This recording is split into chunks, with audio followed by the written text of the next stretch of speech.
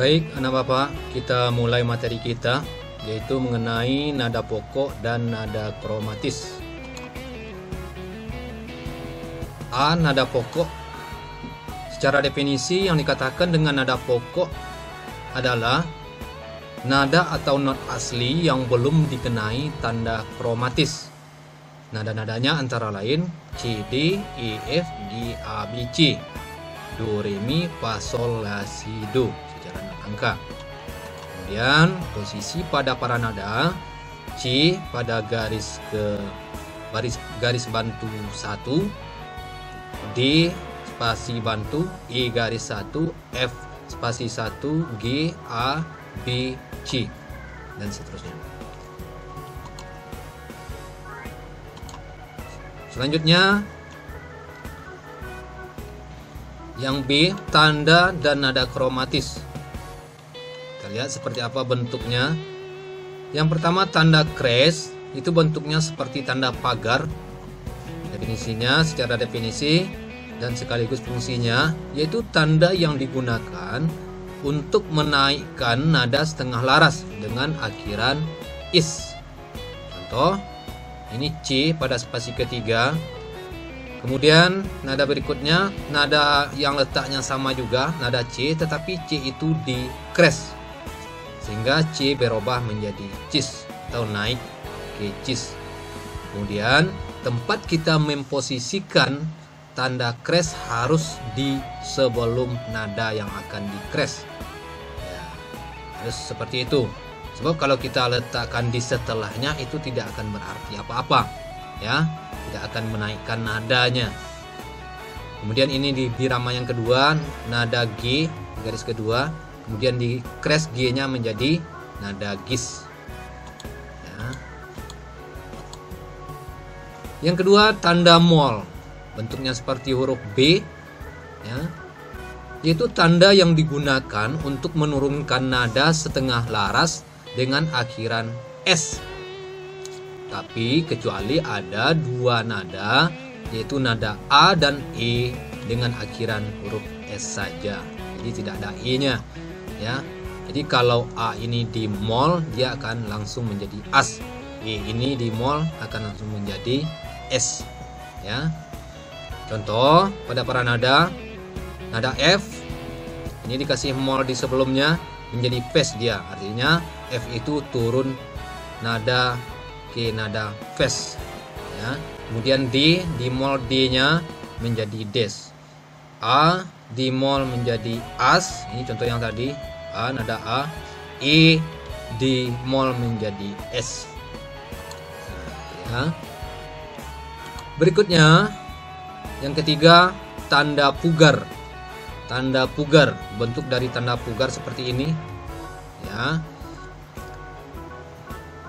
yaitu tanda yang digunakan untuk mengembalikan nada yang sudah dikromatis atau dikres maupun dimol ke nada pokok lagi, ya. Artinya dia sudah dikres ke nada dari C menjadi cis, sekarang cis itu kita kembalikan lagi, ya harus dengan memakai tanda pugar. Contoh, ini C, kemudian C-nya dikres menjadi cis, ya. Di yang nada yang keduanya itu nada yang sama juga, letaknya sama, ya, juga nadanya namanya adalah nada cis juga, ya. Ini di sini, ya, ada pertanyaan, kenapa di nada yang kedua pada birama yang pertama ini tidak ada tanda kres tetapi dia namanya cis juga, ya. Jawabannya adalah karena dia berada di dalam satu bar atau satu birama, sehingga nada yang setelahnya asalkan letaknya sama, ya, itu tidak perlu ditulis lagi tanda kresnya. Jadi seperti itu, hanya di depan saja satu, kemudian yang di belakangnya tidak perlu dibikin kres lagi, ya, otomatis saja dia. Jadi istilahnya dia itu sudah mewakili di awal semuanya, ya, berada dalam satu birama. Jadi kalau kita mau mengembalikan nada cis ini kembali menjadi C, ya harus ada pugar di sini ya. Nah, ini pada birama yang keduanya. Nah, itu dia yang Bapak sebutkan tadi. Ini cis, kemudian mau kembali lagi ke C harus tanda pugar ya, harus dibuat tanda pugar di sebelumnya, baru dia akan kembali lagi menjadi nada C. Kemudian ini bass, ini juga bass. Nah, sama masalahnya dengan yang tadi, tidak perlu dibikin lagi 2 mol di sini. Setelahnya dia akan kena secara otomatis ya. Ini bass dan bass juga. Mau kita mengembalikan bass itu menjadi B, nah harus kita kasih tanda pugar. Nah, seperti itu. Berikutnya, bentuk dan posisi nada pokok dan nada kromatis pada para nada. Ya. Yang pertama, nada pokok dan nada kromatis yang dikres semuanya. Ya. Nah, ini dia untuk yang pertama, C kres menjadi cis, D dikres menjadi dis, E dikres menjadi eis, F fis, G gis, A ais, B bis, C cis. Tuh. Kemudian yang kedua, nada pokok dan nada kromatis yang dimol.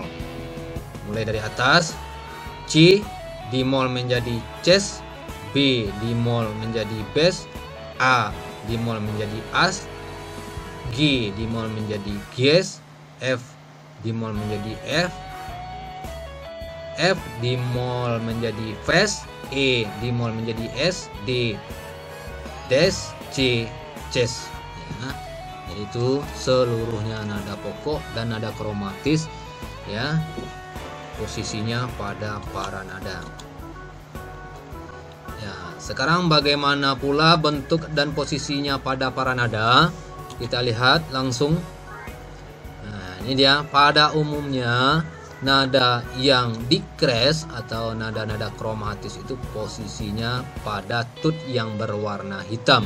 Sedangkan yang berwarna putih itu ya, adalah nada-nada pokok. Ya. Namun ada 4 buah nada di sini yang letaknya di tut yang berwarna putih. Nanti akan kita lihat. Kita lihat satu persatu. C dikres letaknya di atas cis, ini C kres. D dikres di atasnya dis. E ya. E dikres itu hasilnya adalah eis. Letaknya di mana? Letaknya adalah di nada setengah setelah E ini. Nada setengah setelah E adalah di F. Jadi ini yang Bapak maksud tadi. Ini adalah di F ini adalah letak nada eis. Jadi tidak semuanya juga letaknya di yang berwarna hitam untuk nada kromatisnya. Jadi eis itu letaknya di F. Kemudian kita lanjut, F dikres ke atas, F kres ya. Ini fis di sini. G gis, A ais, B dikres ya, sama dengan E ke F tadi ya. B dikres adalah nada setengah setelah B adalah letaknya di C ya, letaknya di C, makanya bis itu letaknya di tombol C atau di tut C ya, bis di sini ya. Nah, jadi tidak semuanya juga sama dengan letak nada eis tadi. Kemudian ini sama dengan yang sebelumnya ya, sama tergantung oktavnya lagi. Kemudian yang berikutnya untuk yang dimol ini E dimol ke S, D dimol ke des, C dimol ke B ya, C dimol ke ces letaknya di B, B dimol ke bes letaknya di sini, A dimol ke as ini letaknya sama dengan letaknya di gis, G ges, F fes. Nah, fes letaknya di E dimol ke S, D S dan C ya. Jadi itu semua nada yang letaknya di tut piano ya. Nah, ini dia yang terakhir, ini yang sangat perlu kita perhatikan sekali. Kita buktikan langsung dengan bunyi, dengan bunyinya bagaimana. Letak dan bunyi nada pokok dan nada kromatik pada paranada dan instrumen piano. Jadi di paranada letaknya tadi sudah ketahui. Sekarang kita lihat langsung di piano dan langsung kita bunyikan, kita dengarkan bunyinya. Gitu.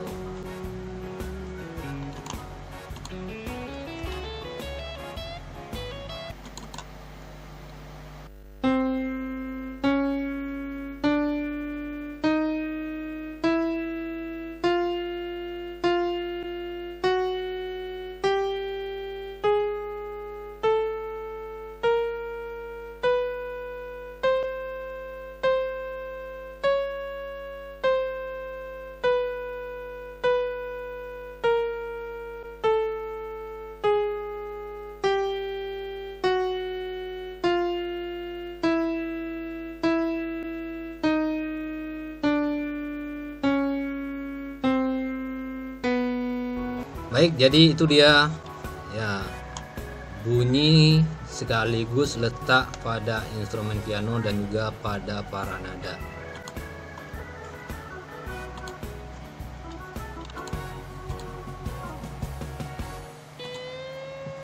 Baik, sekarang kita lanjutkan dengan soal untuk latihan.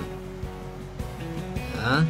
Tentukanlah nada pokok dan nada kromatis dari susunan notasi balok berikut dengan menulis nama nada sejajar di bawah notasi seperti pada contoh pembahasan sebelumnya. Ini soal yang pertama yang perlu kita cek terlebih dahulu, yaitu adalah tanda kuncinya. Ya, tanda kuncinya, sebab beda tanda kunci itu beda pula letak-letak nada. Ya, ini dia notnya, kemudian anak bapak tulis di bawah. Misalnya ini nadanya adalah nada D, itu tulis di bawahnya ini D. Ini nadanya adalah nada C, ya ditulis di bawahnya C. Begitu juga nada-nada sesudahnya sampai yang terakhir untuk di kunci G. Kemudian soal yang kedua, ini di kunci F. Nah, jadi jangan samakan ya antara kunci G dengan kunci F, nadanya jauh berbeda. Ini nadanya ya, notnya tertulis di atas, kemudian tulis nama nadanya di bawah. Misalnya ini nadanya adalah nada A, tulis di bawah A ya, sampai ke birama yang terakhir ya. Jadi ini dia tugas latihan, silahkan dikerjakan sesuai dengan pemahaman kita dari materi yang sudah kita bahas tadi. Itulah yang kita bicarakan pada pertemuan kita kali ini. Mudah-mudahan ada manfaatnya. Terima kasih. Wassalamualaikum warahmatullahi wabarakatuh.